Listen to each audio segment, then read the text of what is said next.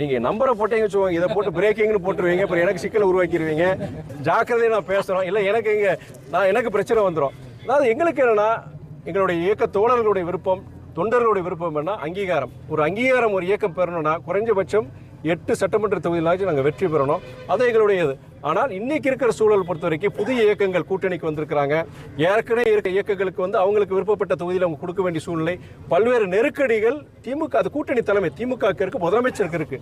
இப்படிப்பட்ட சூழல்ல இயக்க தலைமை அவங்களும் சரி, கூட்டணி தலைமை முதலமைச்சரும் பேசி ஒரு சுமூகமான ஒரு முடிவுக்கு வருவாங்கிற ஒரு நம்பிக்கை இருக்கு. இந்த நேரத்தில் போய் இத்தனை நம்பர் தான் எங்களுக்கு வேணும் அப்படின்னு சொல்றதும் சரி, அதே நேரத்தில் தேவையில்லாத கூட்டணி ஆட்சி இதெல்லாம் எங்களுக்கு கிடையாது. நாங்கள் எந்த நோக்கத்துக்கான இந்த கூட்டணிக்கு வந்தோமோ அந்த நோக்கம் இனியும் இருக்கு. நாங்கள் தொடர்ந்து எந்தவித ஒரு அன்கண்டிஷனல் ஒரு சப்போர்ட் தான் இந்த கூட்டணிக்கு நாங்கள் கொடுத்துருக்கோம். 8 வருடங்கள் கடந்து 9வது வருடம் இந்த கூட்டணி நாங்கள் இருக்கிறோம். தொடர்ந்து இந்த கூட்டணியில் நீடிப்போம். இந்தியா கூட்டணியில தேமுதிக வரும்னு எதிர்பார்த்த நிலையில இப்ப திமுக போயிருக்காங்க. ஐயா நீ சொல்ற கேளுங்க, என்டிஏ கூட்டணி யாரும் எதிர்பார்க்கறதில்ல, வர்றவங்கள சேர்த்துக்கிறோன்னு தான் சொல்லியிருக்காங்க. இப்போவும் தேமுதிக அங்கே சேர்ந்துருக்குன்னு நீங்கள் சொல்கிறீங்க, அதை தானே சொல்கிறீங்க. அங்கே சேர்ந்து இன்னும் சீட்டு பேர இருக்குன்னு எந்தெந்த தொகுதியில் நிற்கணும், எந்த தொகுதியை விட்டு கொடுக்க போகிறாங்க, இவங்க ஜெயிக்கிற தொகுதியை கேட்கணும், அவங்க அது விட்டு கொடுக்கணும், இதெல்லாம் இருக்குது தம்பி.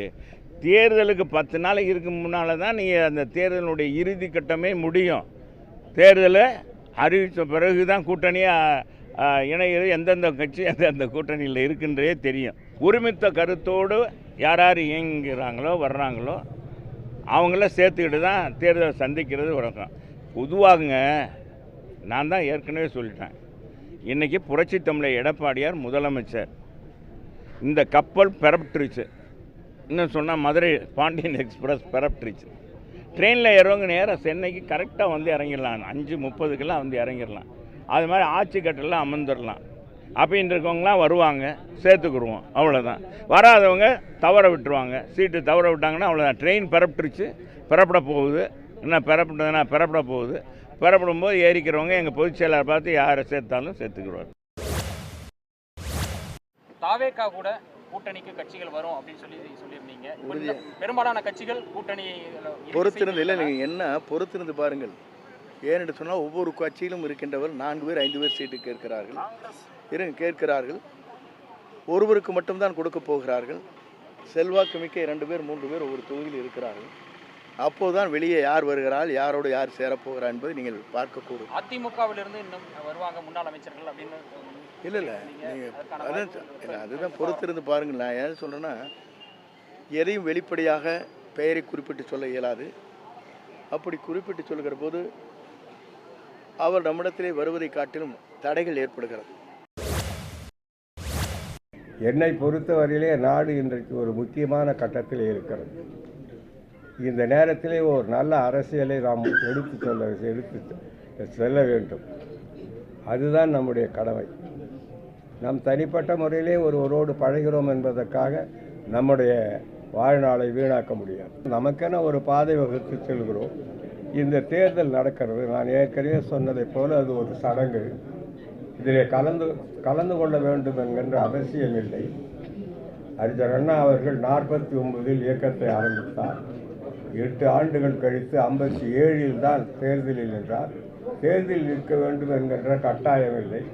ஆனால் 52 தேர்தலில் அவருடைய கருத்துக்களை ஏற்றுக்கொண்ட கட்சியிலே இருந்த வேட்பாளர்களை ஆதரித்தார். அதை போல நம்முடைய கருத்துக்கு ஒத்து வருகின்றவர்களை நாம் இந்த தேர்தலிலே ஆதரிப்போம். நாம் நாட்டில் எவ்வளோ பிரச்சனைகள் இருக்குது. ஓபிஎஸ்ஸுக்காக நாம் என்ன உயிரை திறக்க முடியுமா? நம்ம வாழ்நாளை வீணாக்க முடியுமா? வாழ்நாள் போனால் வருமா? ரஜினிகாந்த் அவர்கள் படத்திலே சொல்லுவது போல ஒரு தடவை சொன்னா 100 தடவை சொன்ன மாதிரி அதை போல விடுதலை சிறுத்தைகள் ஒரு எம்எல்ஏ பெற்றால் அது 100 எம்எல்ஏவுக்கு சமம். விடுதலை சிறுத்தைகள் ஒரு எம்பி வென்றால் அது 100 எம்பி வென்றதற்கு சமம். 6 8வது நாளோ 8 10வது நாளோ நாளைக்கு திருமாவளவன் முதலமைச்சராகிவிடப் போவதில்லை. என்ன எடப்பாடிக்கு போனா எத்தனை சீட்டு கொடுத்துருவாங்க? அவங்க சொல்லபடி வாதப்படி பார்ப்போம். அந்த சீட்டுகளில் அத்தனையிலும் 100% வெற்றி பெற்றுவிட முடியுமா? ஒருவேளை வெற்றி பெற்றாலும் அவர் என்ன ஆட்சி அதிகாரத்தில் பங்கு கொடுப்பாரா? 2.5 மாசம் நீங்க முதலமைச்சர், 2.5 மாசம் நான் முதலமைச்சர் அப்படின்னு பகிர்ந்தளிக்க தயாரா இருப்பாரா? திமுக கூட்டணியில் இணைந்திருக்கிறது. இதை யாரும் எதிர்பார்த்திருக்க மாட்டார்கள். பிஜேபி காரன் பூரா கதறான். கவிழுற கப்பல்ல போய் ஏறாரு இந்த அம்மாங்கிறான். அங்க வருவாங்க எதிர்பார்த்திருக்கிறான், பேசி பார்த்திருக்கிறான், முடியல. எடப்பாடி அவர்களுக்கு இடியே விழுந்திருக்கும். அவர் எதிர்பார்த்திருக்க மாட்டார்.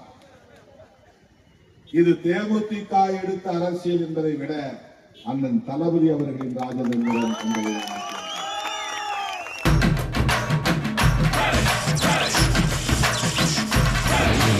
உடனுக்குடன் செய்திகளை தெரிந்து கொள்ள சன் நியூஸ் பெல் ஐகானை கிளிக் பண்ணுங்க.